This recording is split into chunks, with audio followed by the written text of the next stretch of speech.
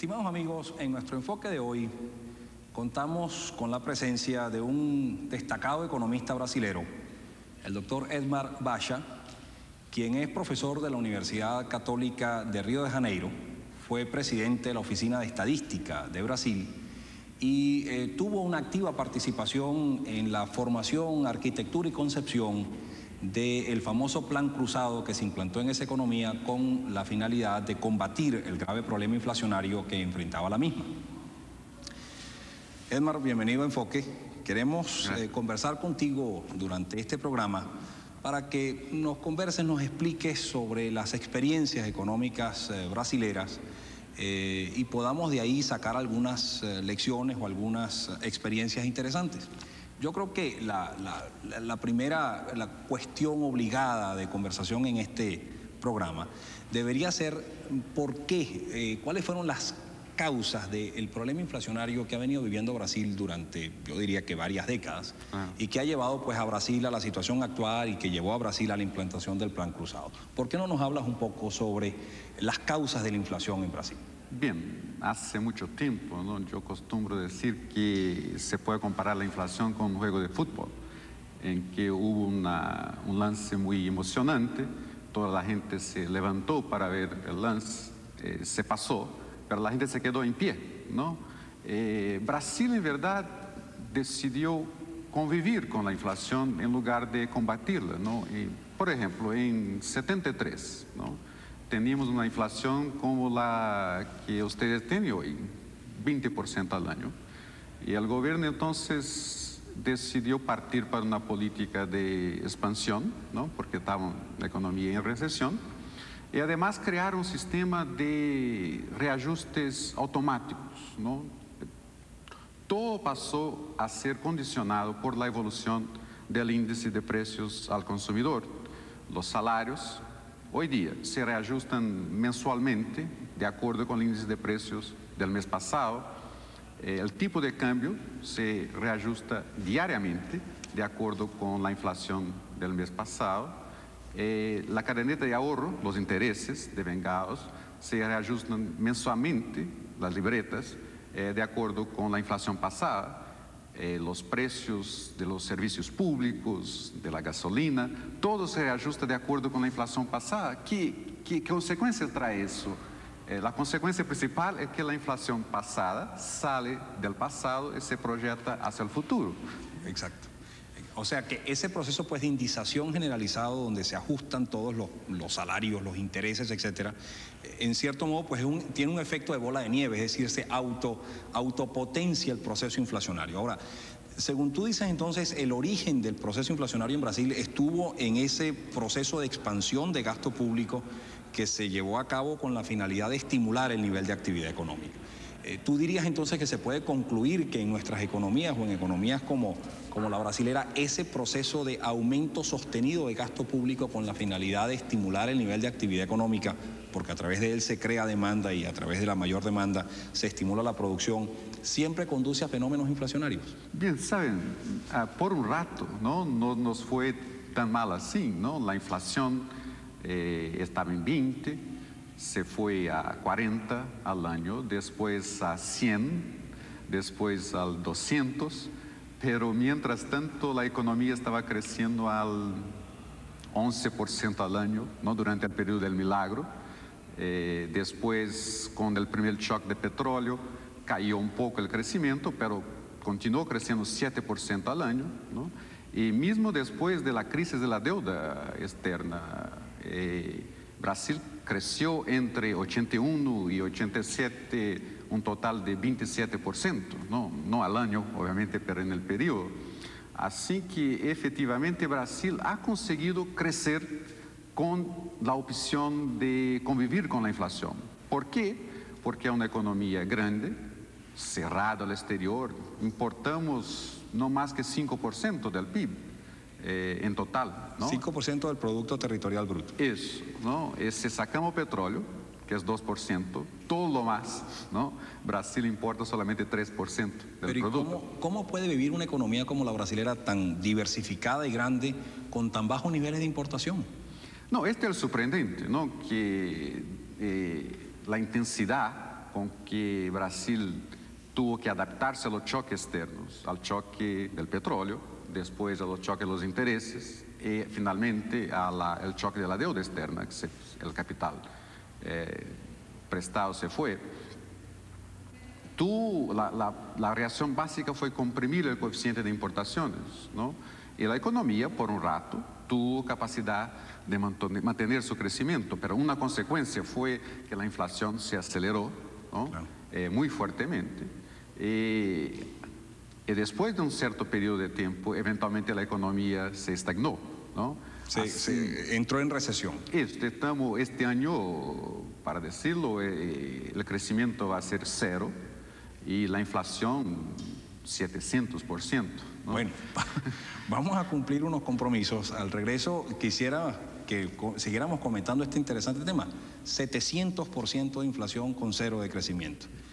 También me gustaría que nos comentaras un poco sobre esa interrelación de la contracción violenta de importaciones y qué efectos tuvo ello sobre la inflación y sobre la disponibilidad de bienes y servicios que podía comprar el público brasileño. Ya regresamos.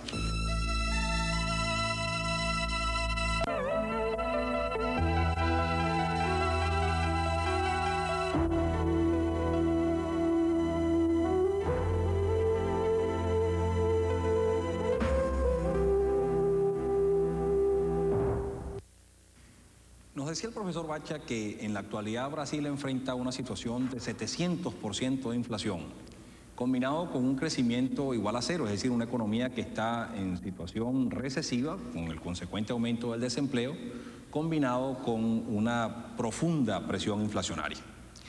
Edmar, ¿por qué no nos informas un poco más sobre esta situación? Me extraña, o debe llamar a la extrañeza, de por qué una economía como la brasilera, que hizo hace poco tiempo un esfuerzo precisamente para controlar la inflación que venía viviendo desde los años 70, ¿por qué ese plan cruzado, que fue precisamente ese plan antiinflacionario, no dio los resultados esperados? ¿Por qué no nos hablas un poco sobre en qué consistió el plan cruzado, cuáles son las características más importantes y por qué los resultados del mismo no fueron los inicialmente esperados? Claro, debe retornar a la imagen del juego de fútbol, ¿no? Si uno tiene la idea de que la gente está parada en pie, sin razón, ¿no? Todo lo que uno necesita es un mecanismo de coordinación para que la gente toda se siente junta, ¿no? Porque si uno se sienta solito, deja de ver el juego, ¿no? Entonces nada se siente, ¿no? Es preciso que todos se sienten juntos y ahí está la lógica del congelamiento de precios y salarios, ¿no? Que se hizo en el plan cruzado, pero esa es apenas una condición necesaria, ¿no? Pero no suficiente. Pero no suficiente, ¿no? La imagen que se puede usar, quizá forzando un poco, ¿no? Es que la gente hay que sentarse donde esté, ¿no? Y además uno tiene que asegurarse de que hay lugar para toda la gente, ¿no? Por ahí están en pie porque hay exceso de demanda, ¿no? Porque el déficit fiscal no está sobre control, porque la transferencia de recursos al exterior es excesiva, ¿no? Se está exportando mucho sin importar. Brasil este año está produciendo un exceso de exportación sobre importaciones del orden de 15 mil millones de dólares. O sea, ¿no? Exportan adicionalmente 15 mil millones de dólares sobre lo que importan. Claro. Eso significa que Brasil hoy está importando 10 mil millones de dólares. Está importando 15 mil y en la perspectiva de exportar 30. No, pero digo, importa en torno a 15 mil millones de dólares solamente. Que es 5% del producto, que es algo del orden de 300 mil millones de dólares, ¿no? Entonces hay una presión que viene de fuera, hay una presión del gobierno y además el plan cruzado en verdad fue muy generoso en términos de reajustes salariales, ¿no? Se dio un bono salarial. Uno mira los datos hoy, ve que la situación que se creó era imposible, ¿no? Un aumento del ingreso real medio, el poder adquisitivo de la población. El poder adquisitivo de la población del orden de 40% en un año, ¿no? Así que el congelamiento de precios no resistió a ese exceso de presión de demanda del mercado. El superávit comercial desapareció, en 86, ¿no? Y los precios explodieron así que se suspendió el congelamiento y volvemos a tener una inflación hoy incluso más alta de que teníamos antes del Plan Cruzado. O sea, lo que tú has planteado es que después de un aumento importante del salario, se congelaron los salarios y los precios. Eso. Pero continuó el déficit del sector público creciendo en una magnitud importante, las exportaciones siguieron creciendo en magnitudes importantes y ello entonces creó una situación de gran bonanza económica, se creció muy rápidamente, se exportaba mucho, el gobierno estimulaba mucho la demanda, había mucha gente que compraba y por lo tanto se podía producir mucho, pero que eso eventualmente llevó a un proceso de nuevo aumento en los precios, es decir, a la aceleración de un proceso inflacionario. Eso. Ahora, ¿por qué si Brasil entonces tenía un excedente en el sector externo tan importante? Porque solamente importaba 15.000 millones de dólares y estaba exportando o está exportando cerca de 30.000. ¿Por qué no se aumentaron las importaciones entonces? Porque hay una cosita llamada la deuda, ¿no? La deuda externa, hoy día tenemos una deuda externa del orden de 120.000 millones de dólares, ¿no?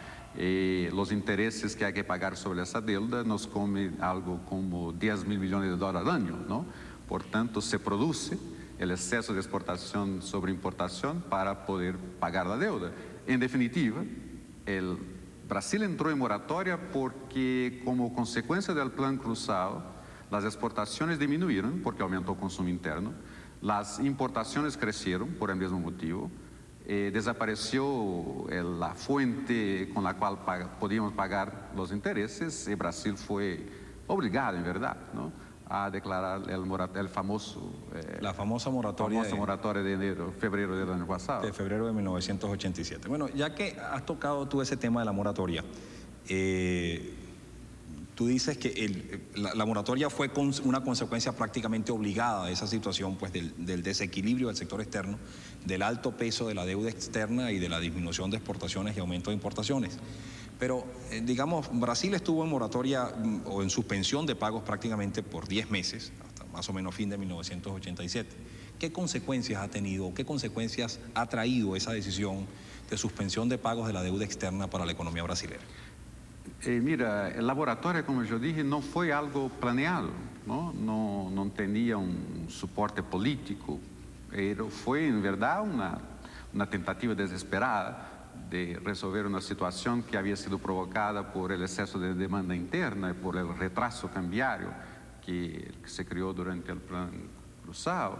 Así que Brasil entró en moratoria, pero no tenía un plan definitivo para presentar a los acreedores, ¿no? No había ninguna articulación con los demás países deudores y además la gente dentro del país entendió que la moratoria se hacía como una disculpa, ¿no?, como algo, una tentativa política de justificar el fracaso del Plan Cruzado, así que la moratoria no tuvo apoyo político interno, ¿no?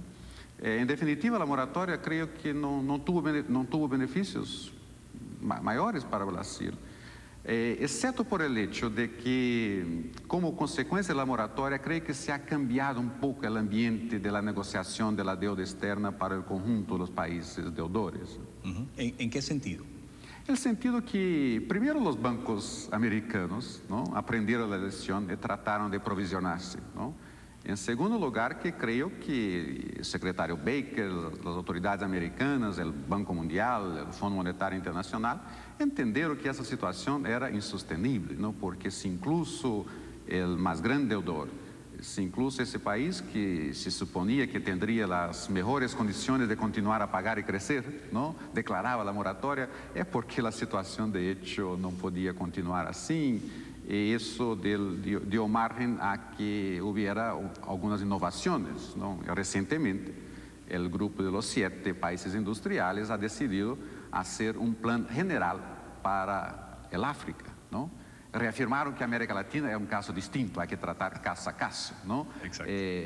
Pero los japoneses, por ejemplo, ¿no?, ya presentaron un plan que es muy parecido con lo cual el presidente Alfonsín ha levado recientemente para consideración de las autoridades americanas. Así que creo que no en la base de una confrontación infantil, pero en la base de una negociación dura, en cuanto posible colectiva, ciertamente política, ¿no? Hay que plantearse que no podemos nosotros, el conjunto de América Latina, continuar con esta situación de no poder crecer por el exceso de transferencia de recursos que tenemos que hacer al exterior por cuenta de la deuda. Mira, tú has planteado una cosa por demás importante, Edmar, porque particularmente para Venezuela. Venezuela durante estos últimos años ha seguido más bien una línea blanda en la mesa de negociación con la banca.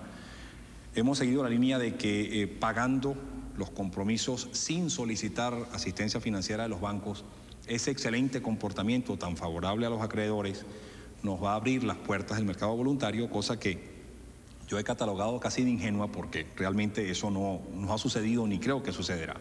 Pero tú has planteado algo realmente importante que posiblemente como consecuencia de esta moratoria declarada por Brasil, los impactos y las consecuencias que ella también trajo para la comunidad acreedora pueden quizás ser el inicio de un cambio de actitud. Y esto es importante porque Venezuela muy probablemente el año que viene va a tener que cambiar radicalmente su línea de acción en materia de manejo de deuda. Y posiblemente consigamos algo más beneficioso en la mesa de negociación o consigamos un ambiente más propicio del lado de los deudores en esa mesa de negociación. ¿Coincides tú con esa apreciación? Seguro, pero hay un otro punto, ¿no?, relacionado, es que la deuda es un problema, pero no es el único problema, ¿no? En Brasil, por ejemplo, el déficit fiscal es del orden del 7% del Producto Geográfico Bruto. No hay cómo financiarse un déficit de esta magnitud. Además, hay una conciencia colectiva en Brasil muy fuerte de que el gobierno está desperdiciando recursos, ¿no? Yo creo que la reorganización del Estado, la redefinición del rol del gobierno en nuestros procesos económicos debe venir junto con una renegociación de la deuda externa. No hay que poner el caso en orden junto con ponerse a los acreedores, ¿no? Inclusive para aumentar el poder de barganha face a los acreedores, ¿no? Porque los acreedores van a decir, pero mira, le vamos a dar más plata, pero ¿en qué van a gastar esa plata, ¿no? Si el Estado es ineficiente, si los intereses privados han tomado cuenta del Estado, si se gasta en cosas inútiles, si el gasto social no está privilegiado. De hecho, muy difícil comparecer frente a los acreedores y demandar, ¿no?, una nueva postura en relación a la cuestión de la deuda externa. Bueno, me parece muy interesante. Vamos a cumplir unos compromisos, pero al regreso vamos a seguir conversando sobre este tema porque precisamente en un reciente estudio que acabo de concluir y que presenté precisamente en el seminario en el que hemos asistido conjuntamente en el IESA, una de las conclusiones que se saca es que por más que realmente se logre un esquema de solución definitiva al problema de la deuda, se van a solucionar todos los problemas internos de nuestras economías. Si bien eso es una condición necesaria, no es suficiente. Es necesario avanzar en unas políticas económicas integrales, coherentes, con unos objetivos muy claros en principio. Yo creo que sería muy interesante que conversáramos sobre ese tema porque pensamos prácticamente lo mismo en dos países de la América Latina. Ya volvemos.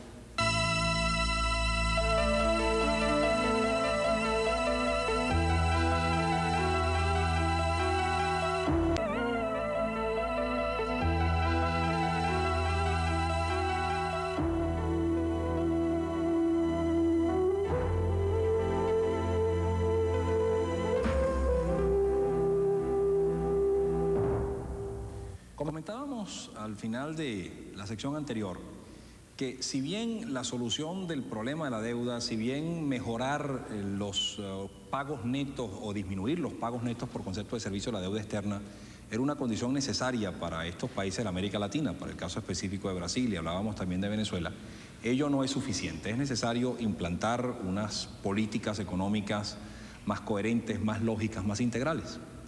¿Por qué no hablamos sobre eso, Edmar, sobre... ¿Qué piensas tú? ¿Cuáles serían los principales aspectos de esa política, de esos cambios de política económica que tendrían que darse en estas economías y particularmente en la brasilera? Sí, mira, en el caso de Brasil, la situación financiera del sector público es insostenible, ¿no? Por por la deuda, por la caída de los impuestos, por gastos excesivos, ¿no? Entonces, el problema central es cómo ecuacionar la cuestión fiscal en Brasil, ¿no? Para eso es necesario, en primer lugar, renegociar la deuda, conjuntamente reestructurar el rol del Estado y enseguida entonces hacer una reforma fiscal, ¿no? Hecho eso, yo creo que hay que llevar en cuenta que llegamos al fin de un proceso, ¿no? De un proceso de crecimiento totalmente hacia adentro, en caso de Brasil, dependiente del Estado,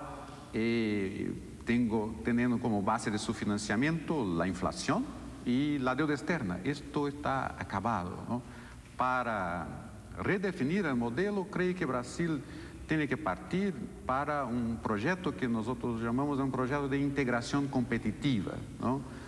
Con la economía mundial, pero seguramente teniendo como eje central una integración efectiva con los demás países latinoamericanos, y para eso ya hicimos un acuerdo de integración con Argentina, que está marchando razonablemente bien. O sea, tu planteamiento entonces es el crecimiento hacia afuera. Es, digamos, como uno de los componentes esenciales de esa política, aparte de la reforma fiscal integral, de la solución del problema de la deuda, etcétera, etcétera. Ahora, mira, a mí siempre me ha llamado la atención el caso de Brasil. Brasil, desde la época de los 70, se trazó un objetivo fundamental en su política económica, que era precisamente la diversificación de sus exportaciones, la consolidación y diversificación de sus exportaciones. Hoy, como tú dices, Brasil está exportando 30.000 millones de dólares, cosa definitivamente envidiable por muchas economías, y tiene una diversificación de sus exportaciones bastante grande. Sí. Venezuela, por el contrario, no ha hecho prácticamente ningún esfuerzo. Más del 90% de lo que exportamos, o cerca del 90%, es petróleo. Y por lo tanto tenemos una tarea por hacer en la diversificación y fomento de esas exportaciones. Por la experiencia que vivió Brasil en esos años, ¿es difícil lograr ese objetivo? ¿Qué obstáculos se presentan para el logro de esos objetivos y cuánto tiempo toma lograr esos objetivos? No, yo creo que es fundamental, ¿no?, en la decisión de instalar nuevas industrias, en la decisión de diversificar la economía, que uno parta simultáneamente para la sustitución de importaciones y la promoción de exportaciones, ¿no? Yo creo que el error, en el caso de Brasil, fue que partimos al inicio para la sustitución de importaciones y en alguna medida descuidando de la promoción de exportaciones. Después del choque de petróleo y de la crisis de la deuda, ahí sí, ¿no?, tratamos de correr atrás del tiempo perdido y de hecho, teniendo en vista la base industrial bastante diversificada que habíamos construido, conseguimos hacer un crecimiento sustancial de las exportaciones. En verdad, la próxima etapa, ¿no?, las dos piernas tienen que marchar juntas, ¿no? Por un lado, aumentar más las exportaciones y por otro lado aumentar las importaciones también, porque no queremos aumentar exportaciones para pagar más intereses sobre la deuda externa, ¿no? Por eso la cuestión de la renegociación de la deuda es en definitiva fundamental. La cuestión de la integración competitiva, ¿no?, para volver, ahora estamos en negociaciones, el GATT, ¿no?, la rodada del Uruguay, y yo creo que es importante. Brasil tiene un mercado interno grande, cerrado, y esto le da un poder de barganha fuerte para demandar de los países industriales una baja del proteccionismo, ¿no?, en relación a productos agrícolas, a productos textiles, a productos de hierro y acero y otras industrias en que Brasil tiene una ventaja comparativa para exportar. Y que está con dificultades de mercado por el proteccionismo en los países industriales, ¿no? Sí, curiosamente, una de las cosas que vemos nosotros en la prensa es la presión que ejercen los países industrializados, básicamente los Estados Unidos, abanderados pues por la orientación del presidente Reagan, que es antiprotección, pero resulta que lo que padecen países como Brasil es que sus exportaciones, básicamente sus exportaciones fundamentales de productos agrícolas, etcétera, se encuentran con tremendas barreras proteccionistas en los mercados que les son naturales. O sea que el esfuerzo tiene que ser en ambos sentidos, no solamente acusar a Brasil que está discriminando contra importaciones de los Estados Unidos o de otros países industrializados, sino que también venga el esfuerzo de liberación y de apertura de parte de esos países que son nuestros mercados naturales. Yo creo que hay una inconsistencia fundamental en el discurso norteamericano, ¿no? Porque quiere que abramos el mercado interno, pero ¿de dónde va a venir la plata, ¿no? Para que podamos pagar las importaciones, ¿no? O viene de una solución de los problemas de la deuda externa, una reducción de los intereses, o viene por un aumento de exportaciones. Entonces, en verdad la solución está en las manos de los gringos, ¿no? Hay la cuestión de la deuda y la cuestión del proteccionismo, ¿no? Que hay que solucionarse como parte de un paquete integral para que de hecho se pueda abrir progresivamente el mercado interno de Brasil sin destruir la industria brasileña. No estamos por nada, ¿no? Hablando de cosas que como se hicieron en el Conesul en los años 70, ¿no? Es una integración competitiva que mantenga básicamente lo que se busca, mantener la industria para que se haga competitiva, ¿no? Bueno, Edmar, se nos acabó el tiempo, lamentablemente, sobre todo este último planteamiento que acabas de hacer casi sería motivo para una discusión adicional o de otro programa, por lo que desde ahora te formalizo la invitación de que o cuando yo vaya a Brasil o vuelvas tú por Venezuela, volvamos a tener un encuentro tan interesante como este. Muchas gracias por tu presencia. Mucho gusto. Reciban un cordial saludo y hasta la próxima.